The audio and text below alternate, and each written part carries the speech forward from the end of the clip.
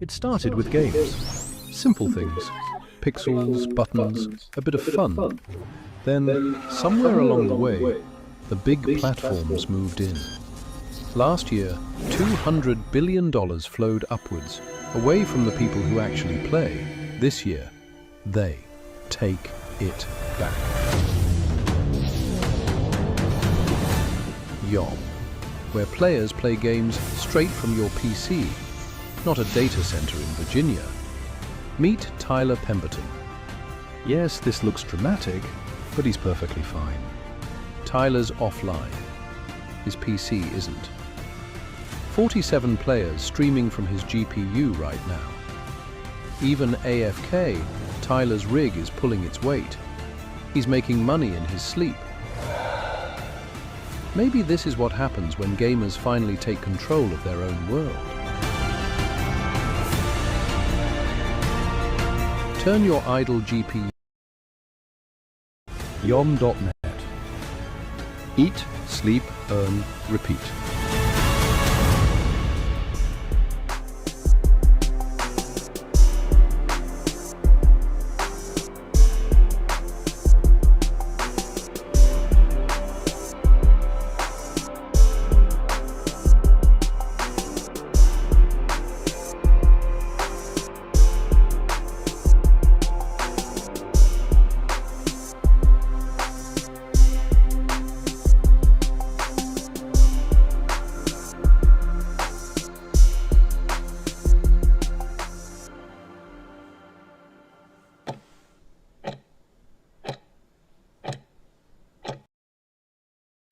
Welcome, everybody. Welcome to the YOM Town Hall. We have a guest today, and we're going to bring John up very early in the broadcast. Normally, I off time. Hey, John, how are you? Hiya, how's it going? Good. Well, my background's flipped. Oh, yeah. Well, it could just be for you. Well, no, I think it's good for me as well. That's all right. We get the sense of it. Normally, what I do is I jump into some of the social media posts from the past week and show some of those things off. But John is getting ready to do a few things, really. He's going to. Oh, you're in London now, is that right? Mm-hmm. Joe? Mm-hmm. Yeah. And then flying out to GDC next week. So well, it's this weekend actually. Yeah, so the show officially starts on Monday, but there's all kinds of activities over the weekend. So yeah. So to help John out with this schedule and not keep him too long, we're going to jump ahead of the normal traditional. I go through some industry news. I go through some social media posts. We'll do that right after we let John go. But I thought it would be helpful to have John because we released the Medium article this past week where I went over what Matthew Ball's report showed and how I feel like it really supports what we're building at YOM. And John reached out and said, yeah, that article is really great. Can I please post it on LinkedIn? And also absolutely share this far and wide because it does, the data makes a case for what we're building, I think, pretty strongly.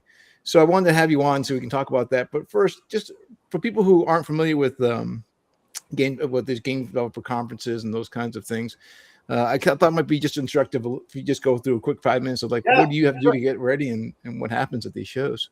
Yeah, so I mean, the show is enormous. There's 30,000 people descend on San Francisco. I mean, I remember when it started, so long ago. I'm not even going to tell you, but it was in the entire U.S. games industry fitted into one hotel in near San Jose in Santa Clara, and it was just back then it was just game developers and it's just grown and grown and grown and as the industry's grown. We still go there. Everyone's got slightly more gray hair, but it's still it's all new people as well, and it's expanded it from PC to console to mobile, and and everything that internally, whether it's HTML games or RPGs or RTS or first-person shooters, and there's giant companies there, and then the very small startups, and it has two sort of parts to it. There's the show floor and the lectures. So that's what you need a ticket for. That's it, all at the Moscone Center, and which is a lovely spot. Not around it, but the place itself. And then in hotels dotted all around it is where all the business gets done. So you find yourself running from one hotel lobby to another with half an hour meeting that only really lasts 20 minutes because you got to get from the Marriott to the W. And it all sounds glamorous, but it's really not. It's just an awful lot of it's an awful lot of shoe leather and very fast meetings and taking notes. And I think it couldn't have come at a better time for us because, you know, I go to conferences all the time, and you know, it's, you know, each time, you know, there's a different buzzword, but the buzzword of the moment's discovery, and it doesn't matter what aspect of the games business you're in. Everybody is trying to get heard in a very noisy market. Everyone's trying to, you know, get people to put down Fortnite for 5 minutes. And, you know, all of those things, you know, are a really systemic problem for the industry. So, you know, in my preparation, to answer your question finally, I reach out using things like LinkedIn and my own database from all the years I've been in the industry, and, you know, make the case that says, look, you know, stop paying for bigger, more and more costs with the same method for your cost per install going up and up and up for every market. And, you know, just stop and stand back and go, hang on, you know, we offer the alternative.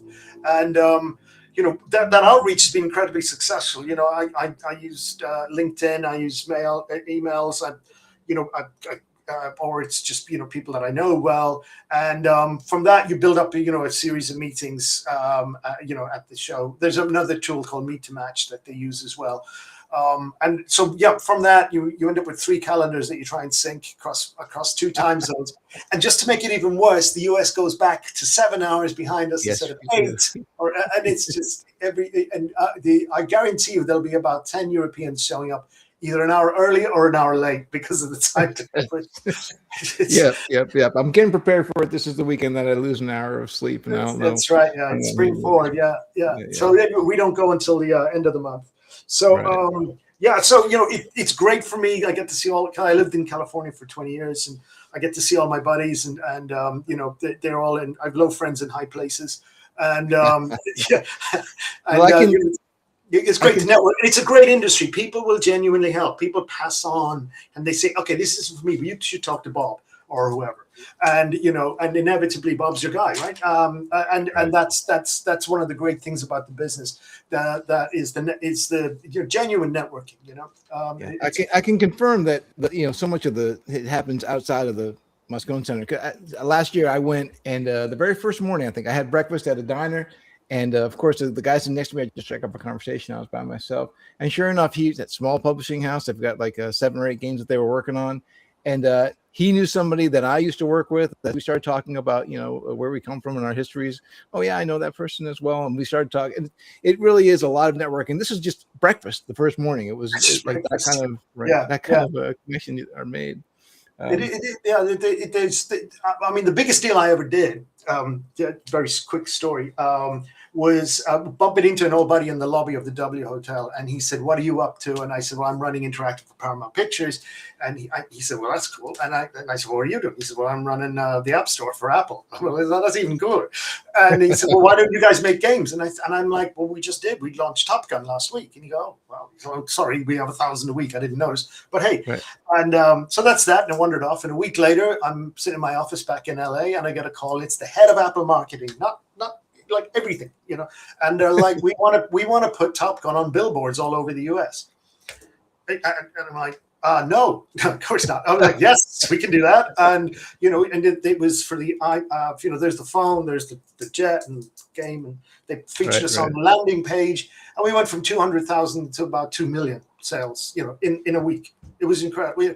And that's just bumping into people. So as much as you prepare and you want to be, you know, you have, you know, your CRM, and you have all your classic sort of sales things and everything, you cannot mitigate for the, you know, just the network effect. Right. Going down to breakfast. It's not something you can plan for. So you try and go to all the events in the evening. as you can. I mean, there must be 40 parties over the course of a week. Yeah. And, the trick is, the booze is free, but don't drink it, because you will not be you will not be in a good state the next day. So that's my top tip. But so let's jump into the data, the Matthew Ball report, because like you said, discoverability was a big piece of what he was talking about. He said it was not a problem of enough games being out there. There are lots of games out there. It's really a matter of we're overserved. Yeah. Right. Yeah. And, so the data was saying that everyone's talking about how do you make your game more discoverable? How do you reduce the margin so you're not paying for these big subscription services and just getting right to the players?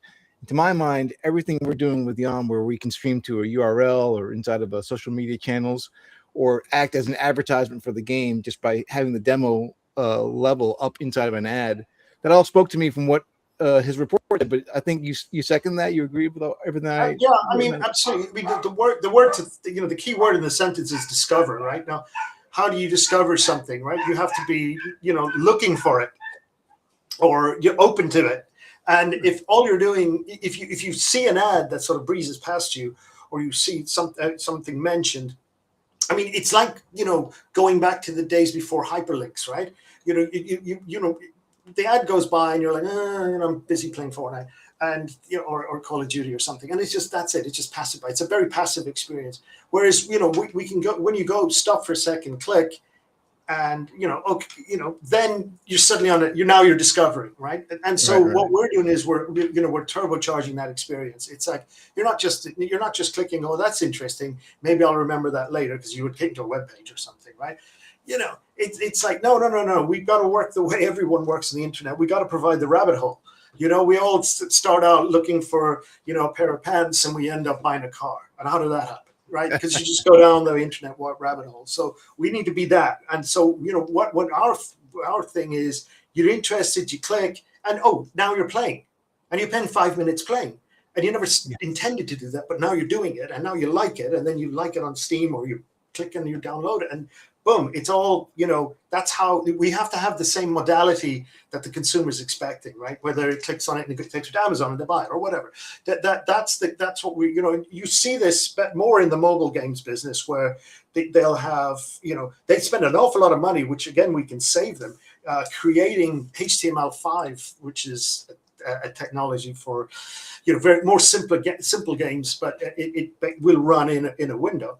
And they create a sort of ersatz version of the main game that you play in HTML5, and then it directs you to download the full game.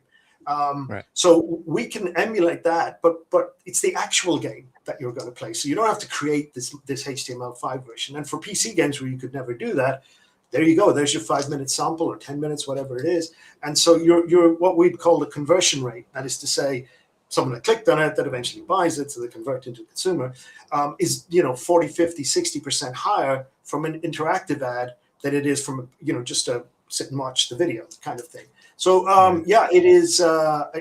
It provides a different channel. It's an innovative way of discovery. It's an immediate response. There's no installs, there's no downloads. It's you literally click, and there the iframe opens, and boom. And I know any device that'll play YouTube, you can play a game on. That's this is a whole kind of sea change within within the industry. And then of course the cost benefit to us over a centralized server is just, from what I understand, massive. This is the whole thing. You couldn't do this. I mean, technically, could you stream something to somebody's screen? Yeah, sure. But the cost of from a the server provider, right? What they're going to charge you on a per ad, a per view basis for the stream, that's prohibitively expensive. We're 5 cents, they're $1. I mean, it's that kind of difference, right? That we're talking about. And so that makes, the ad view and those sorts of charges, in line with, much more passive experiences. So our CPI is super low, but our conversion rate goes way, way higher. So, you get the best of both worlds. And if you try to do that with any other tech, because it's not distributed, it's running a central source, it's just cost prohibitive. So we're enabling new forms of commerce because of our cost structure and our infrastructure, I should say. The other piece of what his report was saying was that emerging markets are where the new discovery of players is going to be. Like that, you can't, there's not a lot of heavy duty PCs being sold in some of these areas, but there's still an appetite for these high level games. Right, and I was just at a conference yesterday, and they were discussing, they're not only they're not buying them now, they're not buying them anytime soon because PC prices are about to skyrocket. I mean, right. The Steam box has been delayed. We don't know when it's coming. We don't know what price it's coming at because they don't know what the RAM's going to be at. Right, RAM prices have gone through the roof. I mean, it is shocking. And in the same way as and that's all because of AI, in the same way as graphic cards became super expensive when everyone was, buying them up to do blockchain mining, Bitcoin mining on the blockchain. And so that's like, really affecting the prices of hardware. And so, you're going to see people going, whoa, it's $3,000 for a new gaming PC. And I'm going to keep on my old one and I'm just going to stream games, so we're now becoming a very cost-effective solution for gamers with older or people in places where they don't have the disposable income to do that. Right. So they would have, they might have, or it's people with a Chromebook or a Mac. It's just not on that platform. So, we provide that type of those, we're meeting with Samsung, we're talking about bringing this to, smart TVs, literally any device that will play a YouTube video is now a gaming device. We can turn your phone into a Steam Deck. And you said you had a meeting. I'm not going to drop the name unless you want to, but you said you had a meeting today with a pretty big client showing them running on the phone. It was that you were showing the game and it ran that high frame rate. Is that? It's incredible. I mean, you could do it now. I mean, this is, I'm in a cafe with the phone's got 1 bar and 4G and it's still running at 60 frames on my phone. And it's a PC game. He couldn't believe it. It was talking about stress testing it, and I've done demos recently since we changed the algorithm and the streaming tech. And I've done demos where I'm in one window, and it's conversation now. And in the other one, and it's streaming it to me and then from me to them, and it's still doing 50, 60 frames. It's amazing, when you've got that distributed architecture, A great analogy someone pointed out to me yesterday at this conference was, this is like Skype before Microsoft bought it. And what that meant was, Skype was great because it worked on the Napster principle. In fact, it was the same guys. And basically, the more people that joined, it just distributed all the data across the network. But Microsoft put it through their central servers as soon as they bought it, and everyone hated Skype. It was dead in a year. So that's what centralization does for you. So our distributed architecture is the key enabler of all of these features. I poke fun, and I'm going to have another jab at Microsoft too later on in this broadcast because I've got another article to poke fun at them when they keep on making their missteps in the cloud gaming space. But I'm going to steal that Skype story and start using that one too. There you go for it. I mean, other things they've done in cloud is very good. I mean, they're streaming within. Within their own gaming network is actually pretty decent. But it's Xbox only, and there's all kinds of constraints around it. Whereas we're completely open, and well, it's still the range issue too of like if you're not close by to the data center, then the distance. Yeah, and you have to be on Wi-Fi, to make it work and all that kind of fun stuff. Yeah. I mean that's our bit rates is significantly lower, and because of the distributed architecture, more importantly, our ping times are lower. So, when you're trying to make a game, if you're heading over 100 milliseconds or anything from 50 up, you're going to notice it. If you're below that, suddenly everything feels smooth. It's like 24 frames, for movies. Anything less than that, you see each other. It's the same thing. And you can't get around physics. Google tried that with Stadia. You just there's the speed of light. That's that. Sorry, Mr. Einstein, you can't do anything about it. And so the only way you can mitigate it is the server you're trying to talk to is closer. Yes. Yeah. So you go as local as possible, and then you do that through distributing through local gaming. It's the equivalent of saying, Starlink is one satellite, right? And everyone's got to somehow talk to that, as opposed to, we're going to have thousands of them, and they're all really close to you. because satellite communications didn't work for internet until until Starlink, because there weren't enough of them, and it weren't, you know, this is the same thing. We're the Earth-based Starlink. That's another good analogy too. You're right. All right, John, I'm not going to keep you very much longer. I know that you guys are playing to catch, I imagine. Find my toothbrush. All right. So so people are going to GDC, they see this broadcast on LinkedIn or whatever, and they want to reach you. LinkedIn, is that the best way to do it? How's LinkedIn, or just john@yom.net? Couldn't be easier. It's like what is that? 10 letters. Yeah. The shortest email on the planet. And you're registered in the Meet to Match also. So I'm on the Meet to Match. I'm on LinkedIn. I'm on obviously I'm on the email address. We're going as part of the UK delegation to. So the British government organises this every year, and they've kindly brought us on board. And so I'm going with them. We'll be at the UK House, which is on 140 Sutter Street in San Francisco.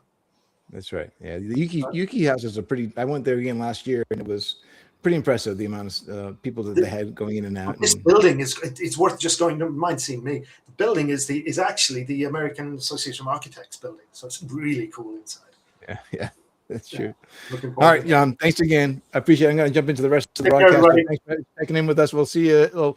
Maybe we'll get a report after GDC is over, something like that. Looking forward to it. All right. Very good. Bye-bye. Cheers. All right, guys. We'll get into the rest of the broadcast here.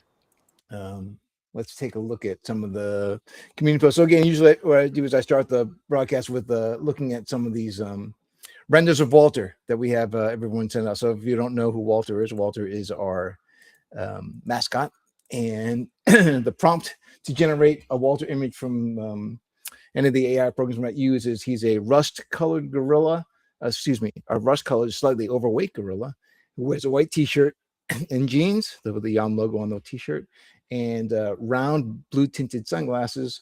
We've had some great images already, some before and afters. Of course, Walter being frustrated with cloud gaming in this version here. Missing his glasses, so we're gonna say, catch up next time. But thank you, Nuts. And by the way, as I flash up these accounts, please go follow them on Twitter. They can use your support. But that's Kefans, KEFANSS. That's their image. Mr. Daysum, 77985. Namaste. Yep, we actually have done this ourselves. Put Walter into a meditation pose. He's missing a finger over here, but that's AI. What are you going to do? Great image here, and actually even better post. All the information that's being supplied in this post by Gremlin Crypto 1. Very important information to have if you're interested in researching what YOM is and what we do. And that's a nice, colorful, a little more cartoony version of what I like it. Very, very close.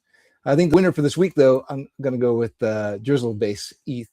He created this image here. And again, great information about what YOM is. This is Yeep at work. And I suppose if he's getting really, really close, he may take his glasses off. But, I don't think we actually do home office soldering in the home office in Amsterdam. I'll check with those guys to see if they do much soldering. All right. The other thing to check in on is our Mindshare leaderboard. So again, most of these people, the community is posting, if you've registered with Mindshare, you're getting points in our experience system to support you, and we finally convert those points over, those XP points over, you're gonna kind of want to amass them. So Rehab and EJ are leading the leaderboard again this week. That's kind of how it's been for a little while now. EJ always vying for one or two, but that's because they're sharing a lot of important information. And again, the way that Mindshare works is it goes out and looks at the post to make sure that the information is relevant, not just a TFG or One Moon or anything like that. Really asking for people to share information, because what we've built is we expect people to recognize it's revolutionary. Like we're building, I'm not even showing myself. We're building a new way to distribute games, and as John said earlier, to get your game discovered is really the key piece of industry ingredient that's everyone's looking after these days. So with our decentralized cloud gaming system, you can get your game posted inside of any website, or pretty much anywhere you'd put embed a YouTube video.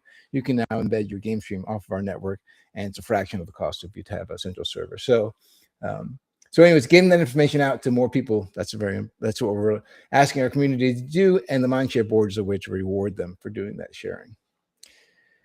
I alluded earlier to I'm going to poke some fun at Microsoft. So I came across this article, when I search every day for articles about cloud gaming and how cloud gaming industry is taking off or what it's doing. And came across this article, which is talking about how to fix your lag for cloud gaming. And God love them. They what they're talking about here is the Xbox, the Game Pass, right? They're talking about like how do you make your Game Pass experience better, and they do admit it themselves. Like right down here in this paragraph, central cloud services often struggle with latency because GPU resources concentrate in large-scale regional data centers. This setup prevents a quick way to deliver services to gamers located far from those resources. So basically saying, yeah, it's a big data center, and if you're not close to it, you're going to get lag, which, again, we've made that same point ourselves. So good to see that the article includes it, but they did try to bury that portion in there. Later on, the question is, how do I fix my laggy system? What they're suggesting is when you're using the Microsoft system, switch to Ethernet, don't use your Wi-Fi, plug your controller into your system as opposed to using that also as Bluetooth. And then I guess the last part was like move closer to a data center. It doesn't make much sense. They recognize, as much as they're trying to help Microsoft with this article and say that, it can get better if you're lagging out, it can get better. The real answer is you're not going to get the same kind of distribution and speed, low latency that we can provide until you get as extremely local as what we're delivering. So, I don't really mean to beat up on Microsoft as much as I do. It just seems like they keep stepping in it, and I just kind of point out that they keep on stepping in it. So there it is again. All right, let's get that out of here, and let's talk about that. Kind of is really what I wanted to go over today. John getting ready to go over to GDC was the big thrust of today's episode. So we're only about 30 minutes into it. It leaves us plenty of time to hit some questions. So let me hit some of these questions that I see in the chat, and I'll see what I can answer. Of course, the big one everyone's saying is when TGE. Still this month, still Q1. The exact date has not been finalized, but we're committed to getting that date. And again, when we finally have it committed, we're going to be shouting it so loud you're not going to be able to avoid it. So hold tight. It's still before the end of this month. It's still in Q1. The exact date is to be announced, and it's very close. So I hope that, it doesn't really help people who are just like, give me the exact date and the exact time. And I'm not going to do that. Sorry. But I will tell you that it's still before the end of this month. And yes, we've been saying Q1 since December, and we're holding to it. Let's see. Oh, the other question that came up, it's not in this chat here, but before this broadcast today, I broadcasted, and as John said, it's pretty amazing. So I brought up Roughneck Rumble inside of my Telegram, because we have it posted in our community Telegram group.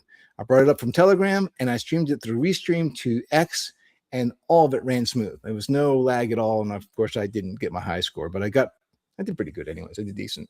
But as I played it, I said, hey, who's going to beat my high score, or who's going to beat the scores? And people jumped in and said, well, I can't yet play in my region. I'm in, say, Indonesia was the one. And it's true, we've got a single node in the Indonesian area, and right now he's down. So if you're trying to reach, you can VPN into Europe, which where we have the most nanos, that would work great. But it's an opportunity for people who are interested in playing or interested in making passive income. If that region is underserved with nanos, that means you've got an opportunity to be the sole provider, which probably won't last very long. There'll be other people who will join in. But areas of the world where gaming is very big, but the nano population is not very high, those are your best opportunities to make a fair amount of passive income. Obviously, we split the load in areas where there are many nanos. We split the load amongst all of them. Those are also places that have a lot of gaming communities, so it's it's kind of catch. There is a way to check and to find out if you can run a nano on your system. It's on our website. You look for the rig check, and I'll put the link in the description of the video when I'm finished live stream. So if you feel like, hey, maybe this is a good way for me to make passive income by loaning my gaming rig to the network, we have a calculator there that'll help you estimate about how much you should make in a monthly return. Where we're averaging about, once we get to about 60% saturation of the network, you should be making about $50 US a month per stream. And if your GPU is about a 2060, you could probably hold 2 streams at once. If you're running a 4070, you might get up to 8 streams at once. So, depending on the size of your unit and the amount of gamers in your area and the amount of nodes that are other nanos that are in the area, all these affect what your cost is, what your passive income is going to be. So there's not any set number, there's no guarantees or anything like that, but there are a way to check anyways, is to use a rate check to see about where you're going to fall. Bloody blue raised arms. What are you asking? December. Trying to see what you're asking. Drizzy, DZI 2346. Your arms are raised and blue, but I don't understand what you're asking. Unfortunately, you don't have that nano device are expected to start being delivered. Yeah, but yeah, so we're expecting also to get those nano devices out at the end of the month, soon after the end of this month as well, those first orders. Because again, the other thing that if you're not familiar with YOM, if you're just coming into us for the first time, the idea of a distributed network, a DPIN network, it's been around for a while. There's some proven cases that have done very well. Helium's done very well. Render's doing very well. But there are other systems that went out and sold a ass ton. Can I say that? I can say it. It's my broadcast. An ass ton of hardware devices out into the community. People booted them up, but there wasn't any kind of real demand for what was on that network. So you were running a device and you weren't getting a lot of traffic. So you weren't getting much of income. And most people just kind of unplugged the device and threw it in the closet and never used it again. Like, we're committed to making sure that we balance the amount that we sell to the amount of traffic that we have on the network, and keeping those things kind of constantly, I can't see both my hands, but I'm doing this right here, 6, 7. So I'm trying to keep those in balance so that we're not having a bunch of people purchase a nano and find out that they've got no real traffic, or the other direction, we have a lot of games and we have a lot of games that are going to come onto the network and not having enough devices to support all that traffic. So we're going to keep these things in balance. You're not going to see us flood the market with 100,000 devices that don't get used. It's just not our way of doing things. Let's see other questions we have from people while I've got you all here enraptured with my ranting. Let's see, when's the YOM launch plans? I mean, so you can go to our website now and play some of the games there. The test network is what's up and live right now. We have some people in the alpha test network who are running nanos for us and giving us feedback. I mean, it's been going on for a little while now, and that was super useful, almost a year at this point, because as we did upgrades to the operating system and made changes to the network, we didn't want to have a bunch of paying clients on there with their highly ranked games when the thing was unstable. So now that we've got the network stable, we're getting ready to launch mainnet, and this is after a fair amount of shaking down, pretty much a year's worth of shaking down the network. So, but you can go right now, and again, that Roughneck Rumble game is for my money, for a nice, quick, fun experience. It's just kind of short and made really just to get you interested in the IP. It's a good experience, but there are about 5 others there you can see. And then again, those games are, a few of them are in Unreal, but the others are not Unreal. We're not bound by any game engine. We have a universal pixel streamer. And again, the ping, the latency can be down to like 7 milliseconds. It's like playing native. Let's see. Did I miss any questions? Are there plans or discussions with major studios like Rockstar, YOM infrastructure? Classic games like Grand Theft Auto, Vice City would be a great way to demonstrate the platform. Yes, Libra Galaxy, we agree. And yes, there are conversations. I'm not sure about Rockstar in particular, but John didn't drop the name of the studio that he demoed, that phone demo that he was talking about. But if you heard the name, you'd recognize that they're a big game who's been in the industry for a long time. John, as I said, John's got a lot of connections to the industry, and yes, he's got 40 lined up that we talk about, and then going out and finding more and getting them ready to go. So I would love to see Vice City on the network. I played a ton of it when back on the PlayStation 3, PlayStation 2. I played a lot of Vice City, and it's a great game. But you're right. Now the problem with some of those PlayStation games is they don't necessarily translate into PC versions, so it's a matter of finding the right ones. Jeff, when mainnet, maybe this month. So we can't launch mainnet until the token is live because we're paying the operators with the token. But it'll be soon after the token goes live, the TG event. Then we have the tokens in circulation. Then we can start paying people to operate nanos, ship out those nanos that have already been purchased. And if you're interested in purchasing a nano, go to freshminers.com and search for YOM. I can put the link again in here. But if you're interested in running a nano, I'd say run the rig check and then go to the Fresh Miners site and purchase yourself a nano. And that all helps the mainnet. But mainnet should be shortly after TG. We don't have the exact date yet, but we need the token to get live first. The calculator gives an example of 50% of your earnings based on upload and download speeds. If it was 100%, it could be expected to double. Yeah. There are lots of sliders. The calculator that estimates your passive income earnings. There's a slider for how many hours a day you want to run your Nano, because some people have a second gaming rig that they don't use any longer, like an older rig with, say, a 3060 in it, that they could just set up and run 24/7. Other people are going to power it up and down when they go to bed at night or when they go off to school or to work. So they may run it for 8 hours a day. So that's one of the sliders. The other slider is, of course, the GPU that you're running. So there's many things that are going to affect what your real passive income is going to be.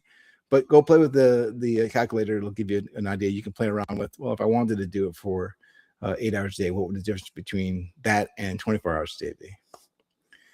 Currently importing the Nano to India becomes quite expensive due to shipping, custom duties, and taxes. Since there seems to be a growing interest in the community, are there plans to provide local distribution in an India partner with regional resellers, or allow bulk shipping for Indian operators to reduce import costs? It's a really good question, Libra Galaxy. And since our CTO has ties to India, strong ties, family ties, it should be something that we will look into. So I'm going to ask the mods who are watching to please record that question, and let's get that over to Rohan and see what he thinks about if there's a way. Now, it's true. They're shipping, depending on where you are in the world, technology, shipping technology can be a real hassle. We had the same problem when we tried to work with, was it Brazil, someplace in South America. We were trying to get an alpha tester set up down there, but because we were shipping them an electronic device, the customs people wanted to lay a huge levy on it, and it is a challenge for us. So in those instances, I expect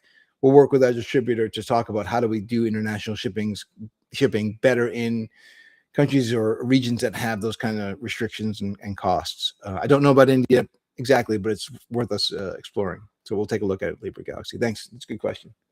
Mainnet before or after the YOM token launch? Yeah, mainnet after the YOM token launches, because the YOM token pays the operators of the network. And if you don't know the whole process there, you can go to our website and get more details about it. But what happens is the game publishers who want to put a game on our network, they pay in fiat, and we convert that into YOM tokens. And then when the games are operated, immediately at the moment of operation, the node operator is paid out in YOM tokens for the amount of time that their nanos being used. So the conversion happens at the moment. So this kind of helps us provide a practice against the YOM token being fluctuating greatly in price and not making it out to the nano operators. And we don't want to wait till the end of the month to settle or something like that. We want to settle it immediately when the system is being used. So I hope that answered your question, Aman Ali. Has the shipping of the YOM devices started yet? They're not started yet. They're going to start at the end of this month, is what I'm told. So they should be getting out there soon. We are in pre-sale right now at Fresh Miners. And again, those pre-sales, limited pre-sales, because we want to, again, keep it in balance with the amount of traffic we expect at the beginning. So you want to get in there. And if you're interested in doing it, I would say research immediately into what your rig could handle and what your region looks like. But you want to do that fast before the pre-sale runs out. What have I not? Anything I didn't capture in the?